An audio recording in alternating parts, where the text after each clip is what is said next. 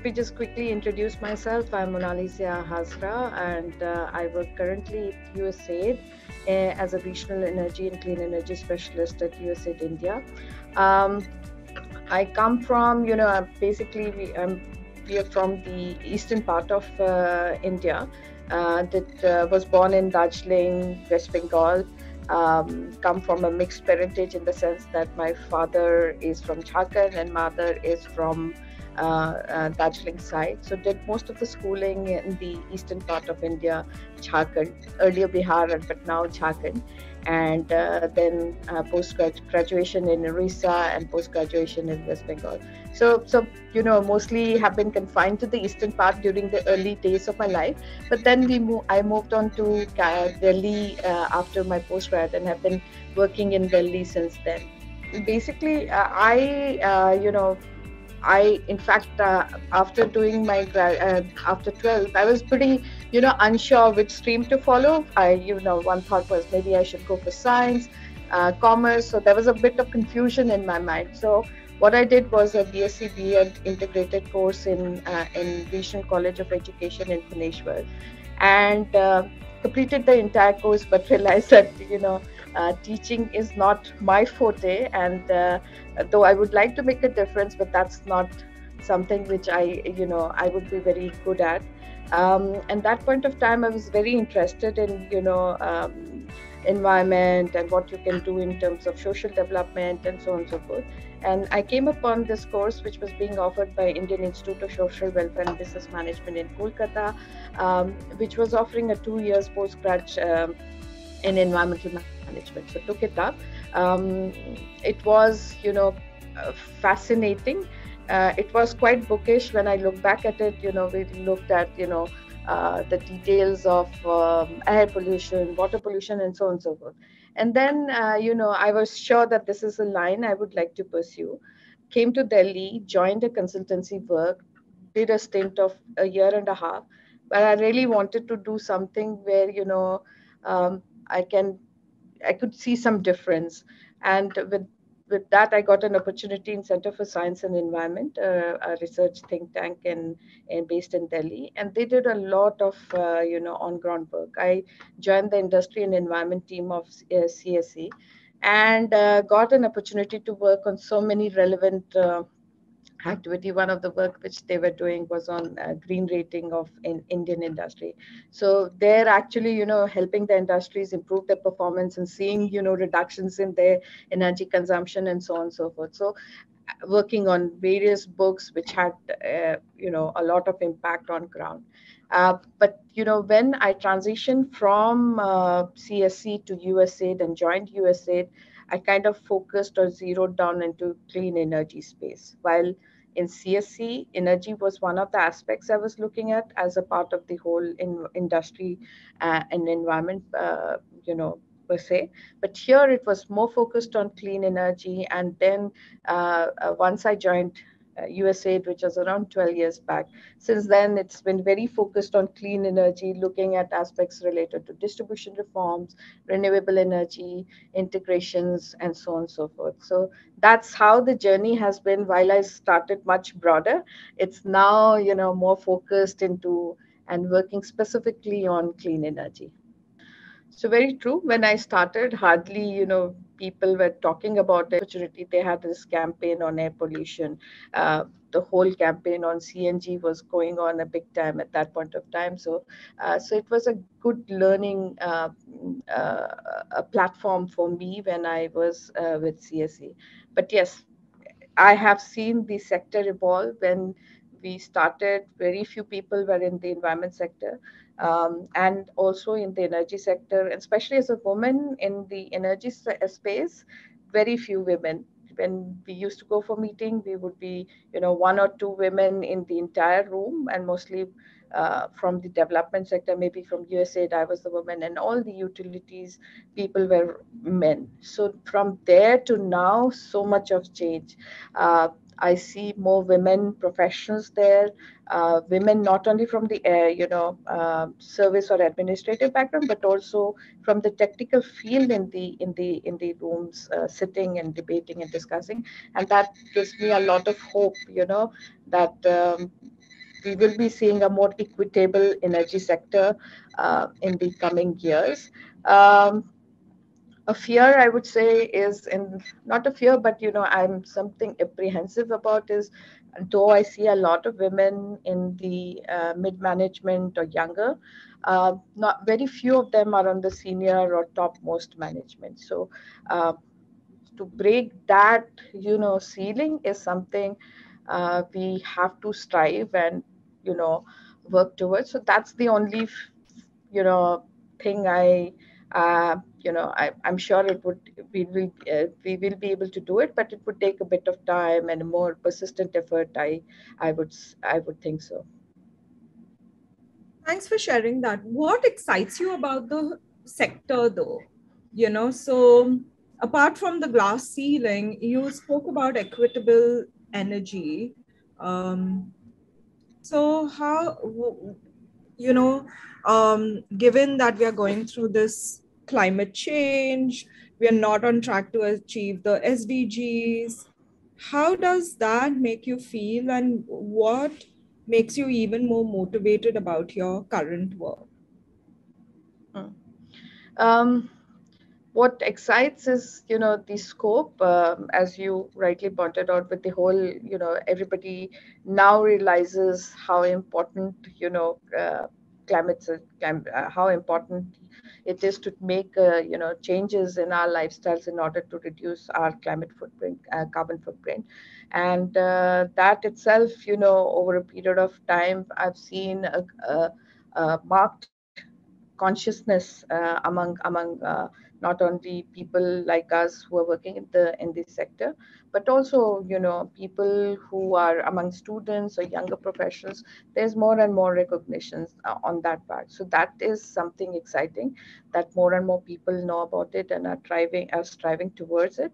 And clean energy, because of energy, because of its impact on the entire climate change, has a key role to play in the whole gambit of things. And I and what excites me is the fact that I am in USA working on a whole range of interventions that could really help India make that transition or make that clean energy transition. So our programs are such that support renewable energy deployment, looking at integration, address issues around the distribution sector, um, the financial viability of the distribution sector, and also more. And after all, all this is being done with the ultimate aim that energy everybody has access to energy and access to clean energy. So that's I think is the most exciting thing, that I'm at the place where we can make differences in not only in terms of India making that transition or achievement, but also that it translates and that more people will have access to clean energy, which would help them in their livelihood and so on and so forth. So that's one exciting thing for me. And the other you asked me was the barrier, right? A barrier or worries me, right? That was the what worries me is I think we are doing it, but we are not doing it at the scale that we should be or at the speed that we should be. So while there is a lot of discussion, there are a lot of points, but and some actions as well. But I think the action can be scaled up. We should be doing much more than we are doing. So that's a bit worrisome, the scale or the speed at which things are being done. So that is a bit worrisome, but hopefully uh, everybody in the picture, whether it's the government of India or the USAID or the general public in general, will get a realization and start being more proactive about it. Yeah, sure. So I'll talk about two programs which I think, I personally feel are really relevant and really help in the whole clean energy transition. One is I manage a program called Greening the Grid, which was is to support integration of renewable energy into the Indian power system. So renewable energy, everybody says that okay, yes, we should move to renewable energy, get more clean energy into the system, for sure. But then the moment we had more and more clean energy, it can cause disturbance in the power system because of its variable nature, unpredictable nature, and the fact that it is there at one point of time and not. So there are a number of technical challenges associated with deploying more renewable energy, especially when I'm talking about on-grid system, on-grid bigger solar or wind power plants. So for that, the project focused on how can you strengthen the power grid, how can you modernize it, what are the tools and techniques that could be employed that could help support integration of renewable energy. And as a part of that, we deployed number of pilots, 5 pilots, which were done across the country on technologies that could support integration of renewable energy. One of them was flexible operation of coal. So India would take a bit of time to transition from coal to renewable, and it doesn't have many of the balancing resources like hydro, uh, I mean like gas. So the existing coal plants have to be operated. Yeah. So one of the things which this project did was to help coal plants be more flexible. And when I mean flexible, it is they have to the generation from the coal plant has to go up and down based on the amount of renewable energy in the system. So for example, in the morning you have a lot of solar plant and you don't need the coal plants to generate as much. So at that point of time the coal plants generation goes down. And in the evening, when you have no solar plant and all the solar generation disappears, then your coal plant has to gradually increase its generation and start producing more and more, so that the renewable energy which has now disappeared can be replaced by fossil based plant. It is important to keep the amount of energy in the system same so that it doesn't collapse. So when renewable x amount of renewable energy goes off the grid, it has to be replaced by x amount of fossil based energy. So you know the activity focused on how the coal plants in the time being till we have more reasonable or more economical options like battery energy storage system, till we have that viable system in place. How could Indian power plants provide that sort of balancing support, that they can go up and down based on the how much renewable energy is being generated. That also allows more renewable energy to be to be integrated in the system. So that was one activity which I found was really meaningful. Helped we worked with NTPC and two of the states, Gujarat and Karnataka, and helped their coal plants become more flexible, help them prepare coal fleet strategy, and so on and so forth. The other interventions, we did number of intervention, but I'll just mention two. The other intervention which we did was a part of is something called real time markets. It's basically moving the power market into a more dynamic life, more and more life session. So what that allows is renewable energy is as I mentioned, it is variable, so it could be generating more or less, and it's difficult to predict that how much you would be generating. Wind could be, it's possible to predict, but there is the error of prediction could be higher as compared to a conventional plans. So a real time market allowed the generators and the companies to buy or sell power in a more real time basis. That would also help um, you know the renewable generators to be able to sell more, and the discoms to be able to buy more renewable energy in the real life, in the real time market. So that was another thing which I thought was very had a far reaching impact. And the other project which I was mentioning is focused around cross border power trade. It's again with the whole goal of integrating the entire transmission or integrating the grids of the South Asian country. And while we say South Asian country, the movement has primarily been on the Bangladesh, Bhutan, India, Nepal side.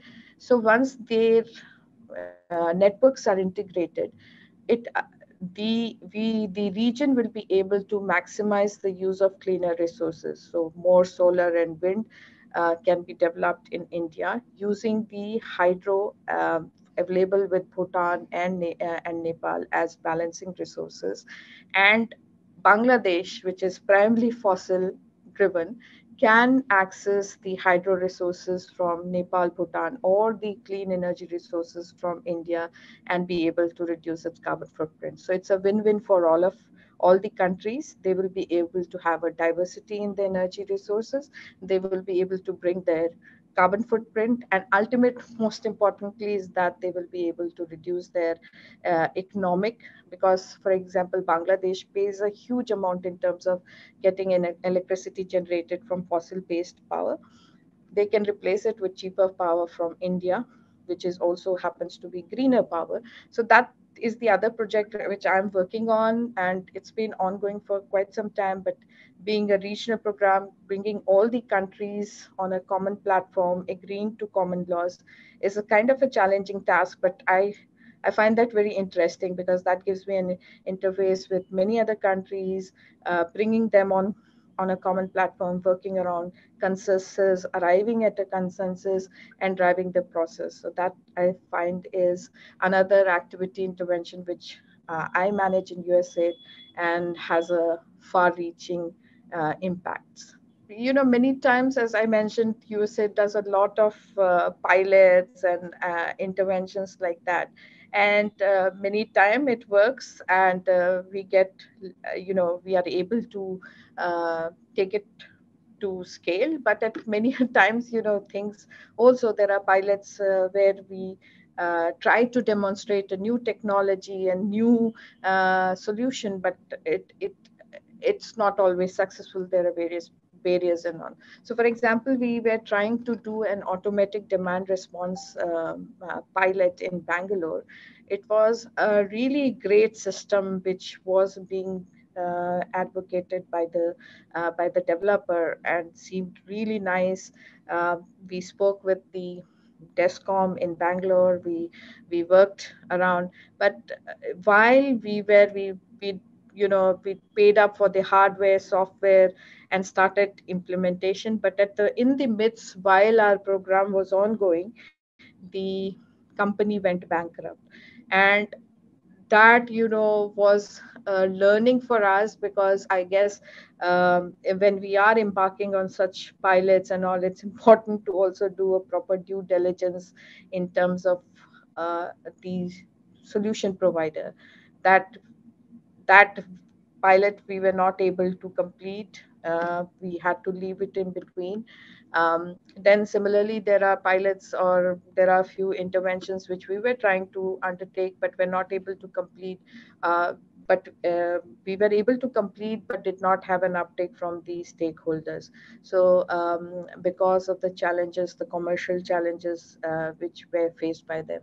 So each and every interventions which we do, sometimes these work and you're able to see impacts on ground, and sometimes it doesn't work, but then those provide valuable lessons, that when we embark on the pilot next time, when we are doing a similar sort of intervention next time, those lessons are incorporated in the design phase, and we are able to ensure that you know so for example, now as a part of our uh, preparatory phase, as a due diligence, we do a due diligence of our partners, or proponents whom we are trying to demonstrate or validate their technology. So few things like that have you know um, yeah. What would then advice I would probably give myself is that uh, learn from each and every mistakes, and also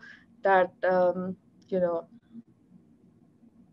work with nurture more, or mentor more.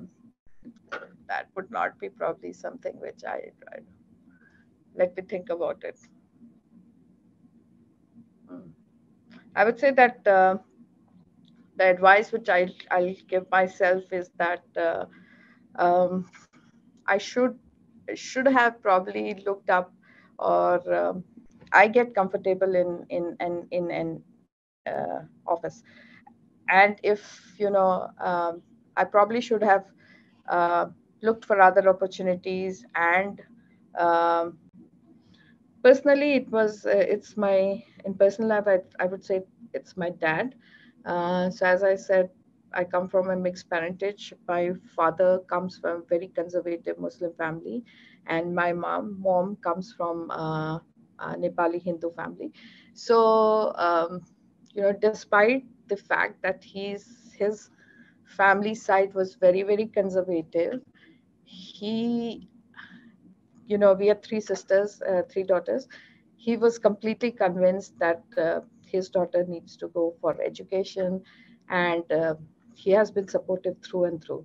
So I think that has he's been one of the big influences in my life. Yeah, and then my mom also, coming from a very free environment to a very conservative family, and being able to adjust is a good lesson to learn. How to be adjusted, how do you compromise and adjust. So that's a good lesson to also learn from my mom. But both of them have been great influences, just being supportive and not forcing us or telling us that, oh no, you girls need to get married, nothing like that. Always very, very supportive of our decisions. So I think that both of them, I'm really thankful that especially my dad, coming from such a conservative family, he was very, very supportive for all three daughters. We don't have any brothers, but we were never made to feel that we were any less than any man or any you know person.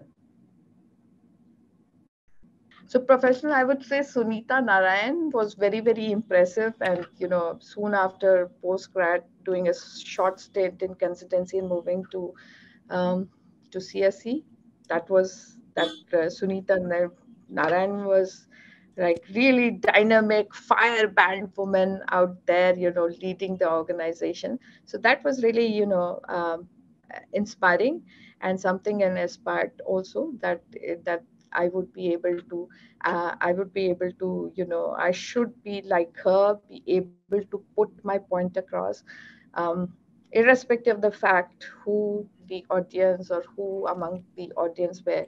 She was always able to get her point across and come and have a stand. So something was very, very impressive, and early on, so that's something I always aspired to be.